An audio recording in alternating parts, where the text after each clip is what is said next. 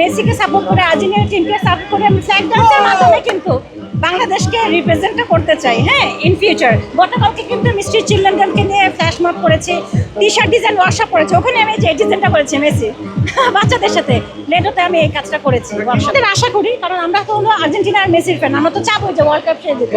এবং প্রত্যেকবারে কিন্তু ম্যাজিক দিয়ে ফিরে আসছে। ব্রাজিল যারা আসলে বাদ হয়ে গেছে তারা এখন আর্জেন্টিনাকে ট্রল করছে কমিটির টিমে। তারা তো করবে, তাদের তো এখন এটাই কাজ, তাদের এখন এটাই বড় কাজ। করুক না, সমস্যা নাই, কম্পিটিটর থাকা ভালো, করুক, সমস্যা নাই, আমরা না জিতে দেখাই দিচ্ছি, এই তো।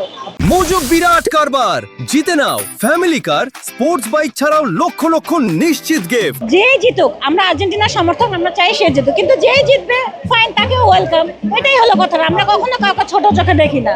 অনেকে বার্দা নিয়ে অনেক কথা বলেছে, ছোট টিম, নতুন আসছে তো কি, তারা তো খেলে দেখেছে, তারা তো খুব ভালো খেলেছে, গোলকিপার ভালো কাজ করেছে, তো ওটা কথা না, হার জিত থাকবে। আমরা আর্জেন্টিনার সাপোর্টার, আমরা চাই যে সে জিতে, এই হলো ডিফারেন্সটা।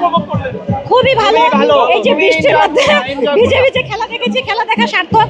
হ্যাঁ, হাফ টাইমে এসে ঢুকেছি, তারপরে 2টা গোল হয়েছে, খুব ভালো লেগেছে। আসলে আমি ডিফারেন্সিয়েট করতে চাই না, কারণ এটা পুরো টিমের ক্রেডিট, যখন জিতছে পুরো টিমের ক্রেডিট, সো আমি আলাদা করে ডিফারেন্সিয়েট করতে চাই না। তবে আমি মেসির ম্যাচ সময় মেসি করি, এই যে মেসি টি শার্ট পরে আসছি ডিজাইন করে, যে যা বলুক ভাই, হ্যাঁ, কাপ তো আমাদেরই চাই, এক কথাই শেষ। হেরে গেলে বলবে, জিতলেও বলবে, না জিতলেও বলবে, হ্যাঁ, কন্ট্রোভার্সিয়াল ইস্যু হবে, সমস্যা নাই, কিন্তু মেইন আসলে কে খেলছে, জিততেছে কে জিতছে, আর্জেন্টিনা জিতছে, সে তো জিতে দেখাই দিচ্ছে, সমস্যা নাই, বলতে থাকুক।